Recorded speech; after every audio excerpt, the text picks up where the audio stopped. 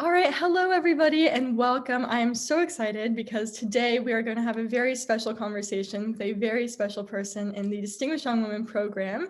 She was the 1991 national representative as America's Junior Miss, and today she is a fashion, beauty, and style expert, as well as an author, editor, writer, and spokesperson. I am so excited to speak with her today. Please welcome Amy E. Goodman.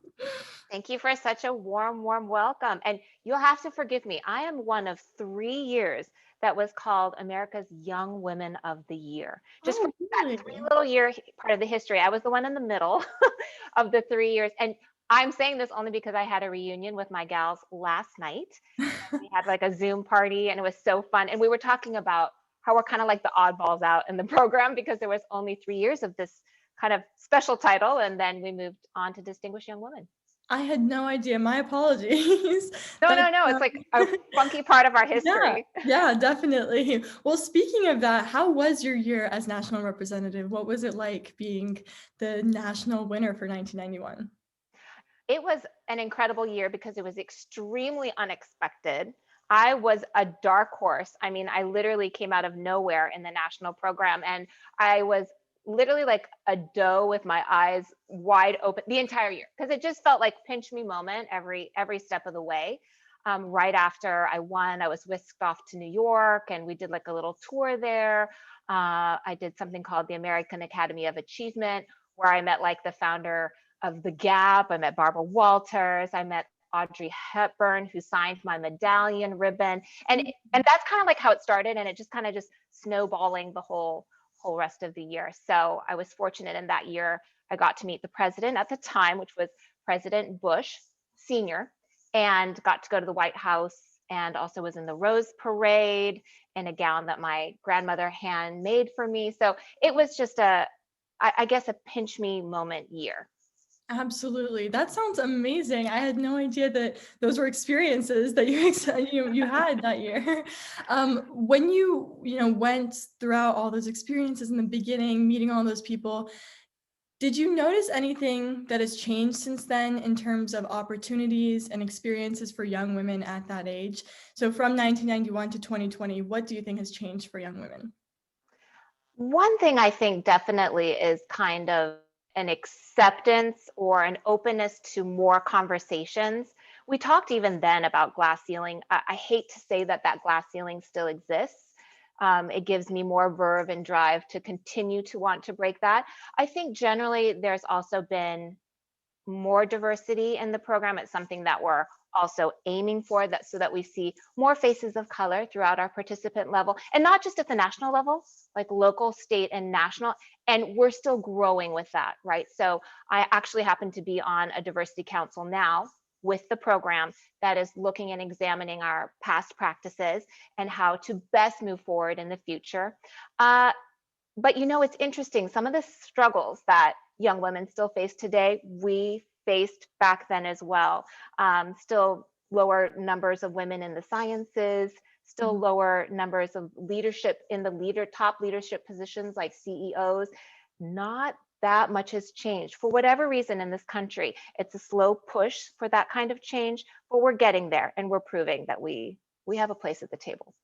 Absolutely. I think it's so important to not only have a program that empowers young women, but educates them and educates other people about issues facing young women. That's so lovely to hear.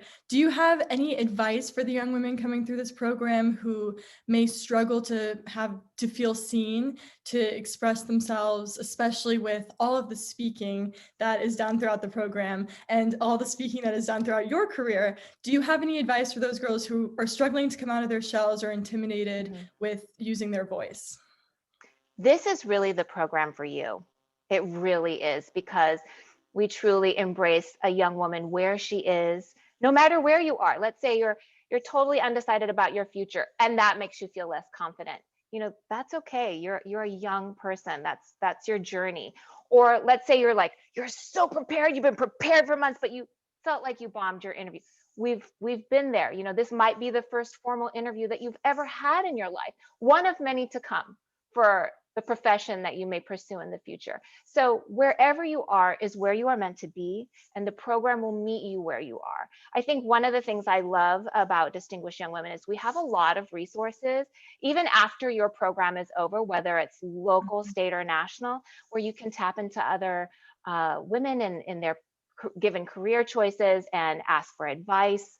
And I've never turned away a distinguished young woman who ever came to me saying, "Oh, can you give me advice with this?" Or, "I see you're in this field. What are your tips for somebody who's new to it?" So we're here to help and support one another. Yeah, what a powerful bond there truly is between, all of the sisters in your year and the alumni. As you were mentioning, you connected with your sisters, and it's so great that we have such a community of strong women who are willing to empower other women as well. I think it's amazing. I want to talk a little bit about your life and your career because it's so inspiring and it's such an amazing, so many amazing accomplishments that you have. How did you know what you wanted to do and how did you go after it? You've earned degrees from both UCLA and Columbia University, shout out my own school. And how did you navigate your career and life goals as you pursued your education? And did your plans ever change as you were going through that process? Oh, a multitude of times the plan and course changed. So I thought first international business for a while when I was in high school. And then when I got to college at UCLA, I was for a very short time pre-med. Then my mother called me once. I remember it was the spring of my freshman year. And we spoke every Sunday. And she said, "I really don't see you as a doctor." Now, my father's a doctor, a psychiatrist. And so she was working in his office. So she was deep in. She was deep in the medical world. And she just said, "I just don't think that's where your talents are going to be best be utilized." And so I ended up taking some of those credits anyway, and I'm going into communication studies. And then after that, went to Japan for a couple years. So it wasn't a straight course or path. I didn't know exactly when it's unlike Mindy from my year from West Virginia, who's like, "I'm going to be a nurse.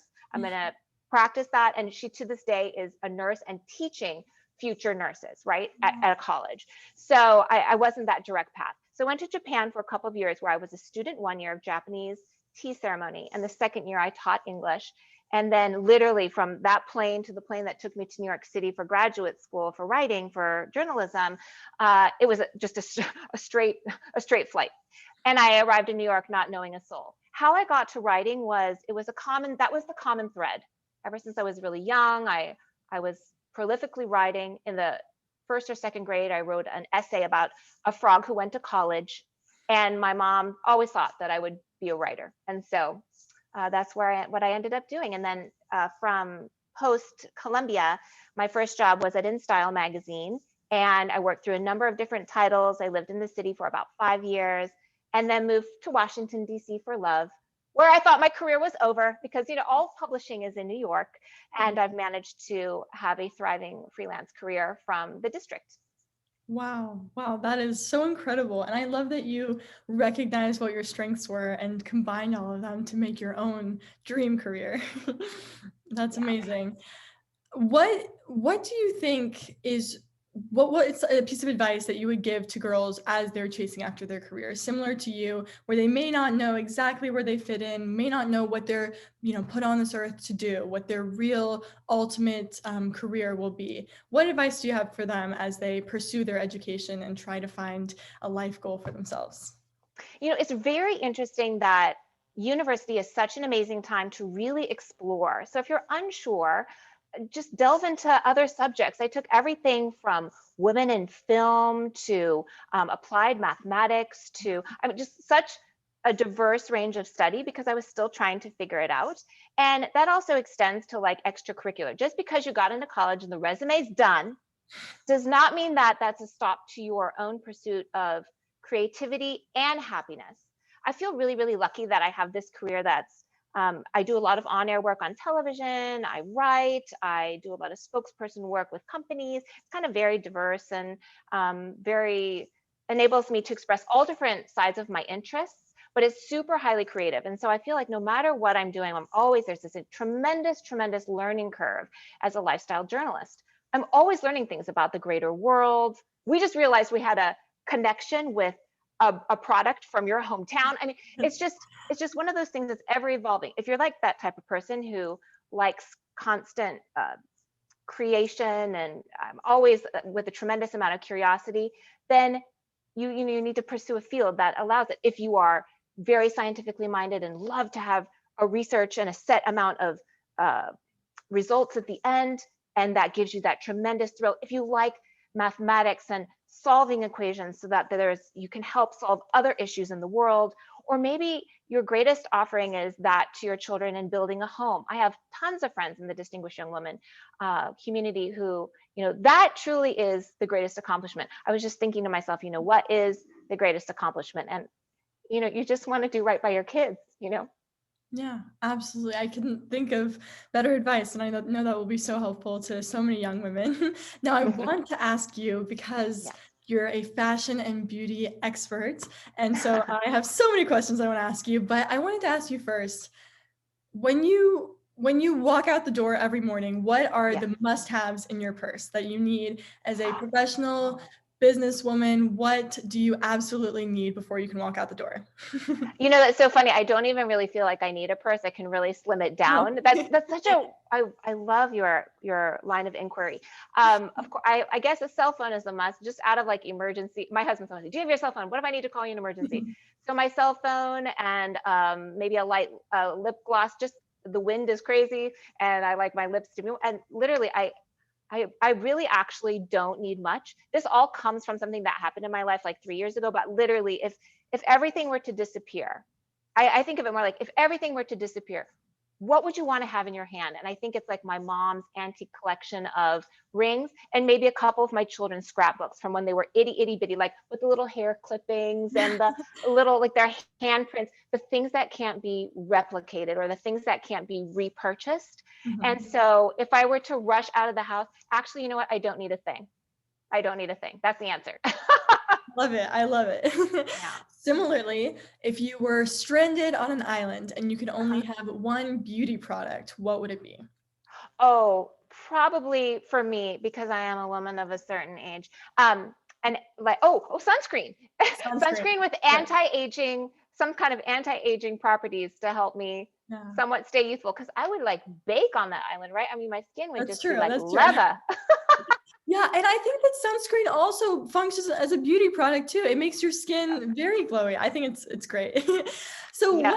what does fashion mean to you? And why is fashion so important for young women to be able to express themselves and to present themselves in a way that will navigate them through their life and through their opportunities?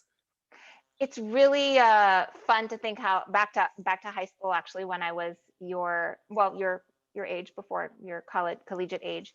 And it was all about like conforming. Like there was one hot thing and everybody had that thing and everybody wore that thing, and that said a tremendous statement about you.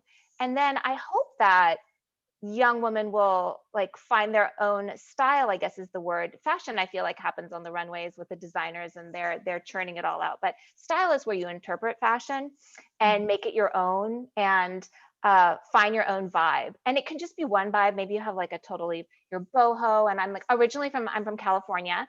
And Mhm. so there's a part of me that's very just kind of like earthy, and I love maxi dresses, and like summer is my season, and I love the sandals that barely stay on, but like look kind of chic. And I love like dangly earrings, that like dusters that come to your shoulders, and that they're named that way because they dust your shoulders. Oh, And okay. there's another part of me that I really like to dress up.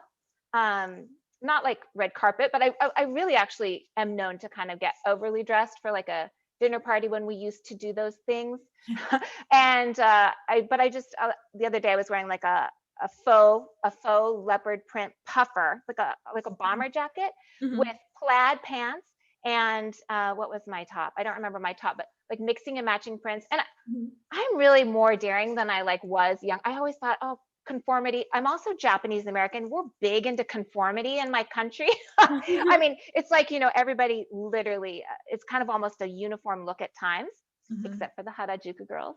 But, like now I feel like I'm more free. I feel like I'm more free and more comfortable in the different layers of my style. So it's not something, for some people it seems like totally innate, where they're like, "Oh my god, she looks so chic all the time." But style can be learned and developed over time. Your style in your 20s might be totally different from your 30s and 40s, etc. Yeah, absolutely. You're an author on this topic. I put your book on my Christmas wish list. I really want to read Oh, it. I um, will send you one. oh, thank you so much. Well, I wanted to ask about your experience in New York City. I am from Kentucky, from a moderately sized city, and I am so, so excited for when I can finally move to the big city and chase after opportunities there. So, what are some absolute recommendations you have to give me, some tips you have as a former New Yorker? Oh gosh. The city is so magical. And right now the Rockefeller Center tree is up in celebration. My goodness, it's a very interesting looking tree. I've Yeah. seen every tree since 1999. So the must have Central Park. I know it sounds so crazy, but Central Park is definitely one. The the High Line, which is on the west side of the city, it's kind of a raised boardwalk and a refurbished train track. And it's just this beautiful, I'm taking you to all these outdoor oases. But there you'll find the High Line 9, which is where Christina Maxwell works in this gallery there. She's a former America's Junior Miss as well. Oh, You'll okay. find us throughout the city. Maybe you'll get to where the Cheddar Studios are, and there you'll find Nora Ali as an anchor. So we're kind of dotted throughout the maybe a distinguished young woman tour throughout the city. But Absolutely. and oh, of course, the Brooklyn Bridge is a must walk.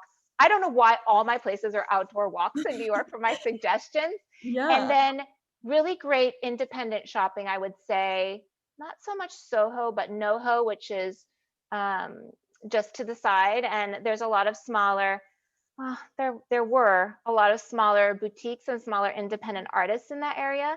That's Yeah. really kind of fun to walk around. And now the downtown Wall Street district has been completely like revamped. There's new shopping, and of course from there you can catch the ferry to go see Lady Liberty. Ooh, wow, I got excited just hearing those recommendations.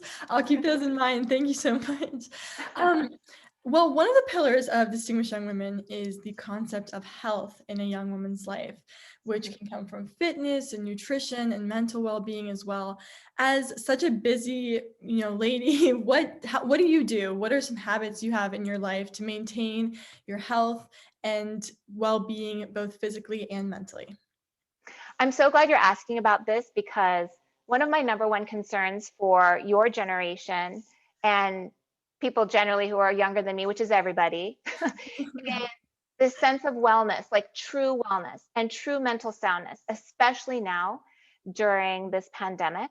So for me, I completely revamped my routine starting in March. Like literally, I started to get up earlier than my family when the house was still quiet and started meditating for 20 minutes every morning before the day started going. And this has been kind of very essential to my mental well being. Now, when we're in tremendous strife, but kind of generally always I meditate, but I just made it like a set in stone habit. Yeah. And then I do yoga and I play tennis. My husband actually owns a fitness business. So we're very, very active over here. And my son and daughter both play tennis. She's a dancer and he also does soccer. So it's always kind of coming and going of a wave of activities and trying to chase after them, which I sort of count as my cardio. I used to be a runner in the city but I think more than ever, and when I am busiest, I just had this conversation with a woman who owns a business, a walking business, that when I'm busiest is actually when I need to rely on my routines the most. And that's when you least want to do it. You're like, oh my God, I'm so busy. I really, really cannot get in that workout today. That's actually when your body physically needs the workout the most. Yeah, that's amazing advice. I think as long as you're having fun with it and you're enjoying it, there's really no limit to what works for your health. Well, Yeah. I want to just overall with your life mentality, as you look at your life with everything you've accomplished and everything you're looking forward to, what inspires you? What is something that gets you going in the morning every day, and what makes you optimistic about the future? Hmm. That's really rooted deep in my family history. We're a family of immigrants to this country, and my mother and my grandmother literally came over on a U.S. Army issued boat post 1952. I have that immigrant drive in me. Like I want to do better than the previous generation. I want to prove them proud no matter what. And and not so much make my children's life. I'm finding making my children's life easier is not necessarily the best course. Like I have to also share this verve and this fire with them to Mhm. want to, and literally ultimately in my work life, it's to make people's lives easier and to bring thoughtfulness and kindness, hopefully, into the world and to each other. That's literally, and to represent Asian American journalists, which is still a minority in my industry. So work-wise, that's the goal. But it's interesting how at at 18, I thought more career-driven and that kind of goal. And then as life progresses, you also realize like your life goals, your family goals, whether you choose to get married or not, are very, and whether you choose to have children or not. I want to make sure everybody has different focuses in life, and the shift from the non-balance of work and family life is something that we're all striving for also. But it's interesting how at the end of the day, the only thing that really matters, like if everything just disappeared in a terrible storm, it's the love bonds that keep the heart beating. So to me, that's truly what's most important and what I've probably done so far. Wow, that's so incredible. That's amazing to hear. If you could raid any public figure's closet, who would it be? Oh, no, I know immediately, but her name escapes me. She is an accessories guru. She's 90 plus years old. She has Iris Apfel. She has ginormous black glasses. If you are unfamiliar with her, there's a wonderful documentary on Netflix about her life, but she is like a true, so this is her general theory. She has collections of jewelry from all over the world given to her, from everybody from royalty to the everyday, from the designers to whatever. So she's like the accessory person of our time. She'll just start putting on some bracelets, and she goes, darling, when you think it's enough, put on some more. And so whenever I'm thinking like, oh gosh, should I put some earrings with this outfit, I'm like, oh, she would tell me to definitely Yeah. keep it on. Or if the earrings don't quite match the necklace, if the sweater doesn't totally match the shoes, who cares? It's just about a personal reflection of style. And so now, darlings, just keep layering it on more. Oh, I will definitely keep that in mind. I'll be looking her up. That's so amazing. That's Oh, so funny. she's amazing. I want to finish off with one question about a life lesson that you've learned that has changed your life, impacted it, and something that you can share with us that hopefully will inspire other young women to have it impact their life in the same way. Hmm. Oh my gosh, there's so many amazing quotes that come to mind. I think for me, it's not necessarily the loudest person in the room. You have something to learn from absolutely every person you come into contact with. And it's so interesting, the trajectory of life is not always a set path. There will be setbacks, there will be challenges, there'll be things that you never think that you're going to be able to overcome.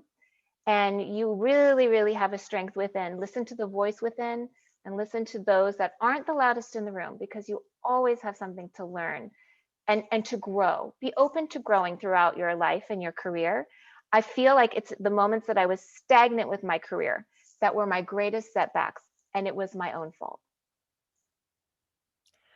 It is amazing, amazing to hear these words from you. Thank you so much Mm. for constantly inspiring, constantly sharing, and constantly bringing joy to all of us. I'm so honored I got to speak with you today. Thank you for taking the time, and I'm looking forward to the day when we can finally meet in person, keeping our fingers crossed for nationals next year. All right, Yes, and we'll Katie, have to make it.